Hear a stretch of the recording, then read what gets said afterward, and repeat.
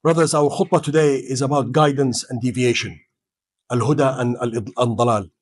In Shari'ah terminology, the Hidayah is to be guided to Islam and to have Iman in it. And Al-Dhalal, according to Shari'ah, is to deviate from Islam. The importance of this topic is in that Allah SWT has made heaven for the guided and hell for the deviated, meaning that Allah rewards the guided and punishes the deviated. And there are several ayat that indicate the attribution of guidance and deviation to Allah, and other ayat indicate the attribution of guidance and deviation to the slave. So it is imperative to understand the Sharia reality of all of these ayat. For if Allah subhanahu wa ta'ala would punish for the deviation a person, he deviated, this would attribute injustice to Allah. وَأَعُوذُ بِاللَّهِ مِنْ ذَلِكَ. For subhanahu wa ta'ala is the beneficent, the merciful, and he is exalted from all this. Allah subhanahu wa ta'ala says, nor is your Lord ever unjust to his servants. And he says, and I do not the least commit injustice to my servants. So the ayat attribute the guidance and deviation to Allah subhanahu wa ta'ala and not to the slave, who does not get guided by himself, but if Allah guides him, then he will be guided. And if he leaves him to go astray, then he will go astray. However, Allah subhanahu wa ta'ala also allows us to understand the meaning of the attribution to the creation of guidance and deviation only to Allah. That it is Allah who created guidance and deviation. However, the initiation to take the step is for the slave. Allah subhanahu wa ta'ala says, whoever receives guidance receives it for his own benefit.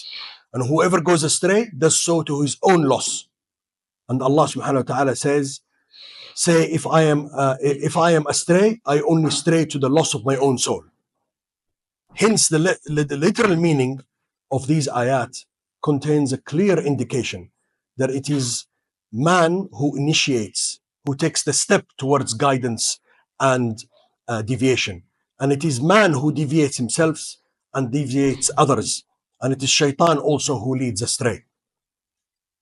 So by putting all these ayat together, it is very then important for us to understand the Sharia perception and the Sharia understanding. And from the Sharia angle, it becomes very clear that each set of ayat is dedicated to a different aspect.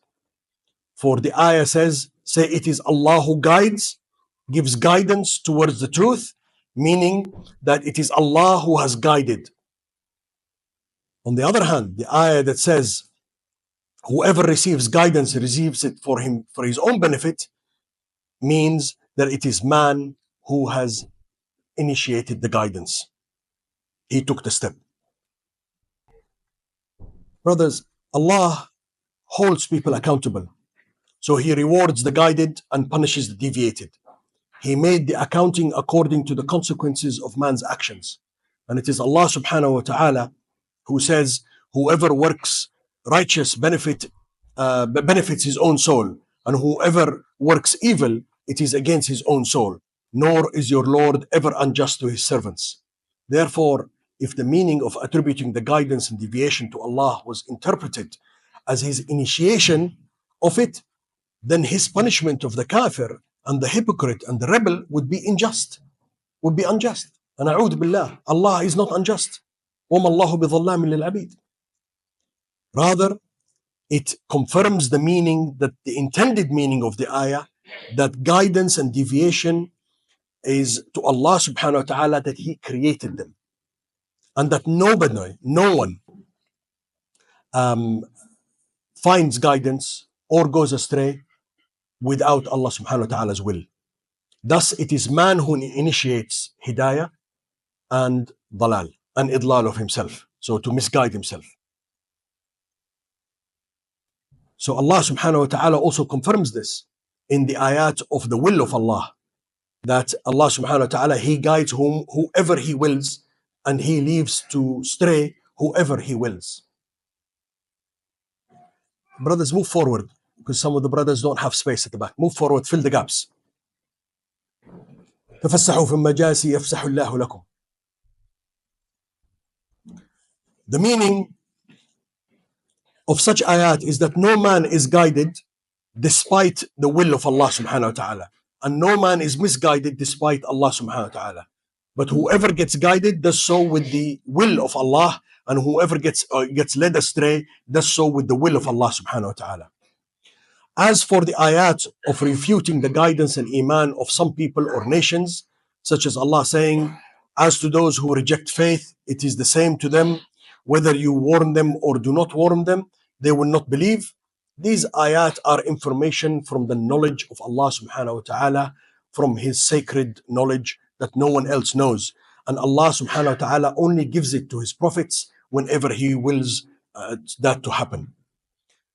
So every man is created with the ability to believe. وَهَدَيْنَاهُ النَّجْدَيْنِ. We have guided them to the true path. For Rasulullah sallallahu alayhi wasallam and the da'wah carriers to us today, and we are all da'wah carriers, we will all be held accountable for this. We are ordered to call people to Iman. And it is forbidden for us to be in despair from the Iman of any person whatsoever. So, my brother Muslims, know that the enabling towards guidance is from Allah. And that the fasiq, the rebel, the kafir, those who go astray, they have characteristics and attributes that contradict guidance and Hidayah. And he who has these attributes will not be able to achieve them. And therefore, to achieve Hidayah, we must change these characteristics and these attributes of these people. We ask Allah subhanahu wa ta'ala to guide us to the straight path and to help us to be guided to the right path. May Allah facilitate us the reasons for guidance and to be rightly guided and deter us from the path of deviation. أقول قولي هذا وأستغفر الله لي ولكم ولسائر المؤمنين فاستغفروه إنه غفور رحيم.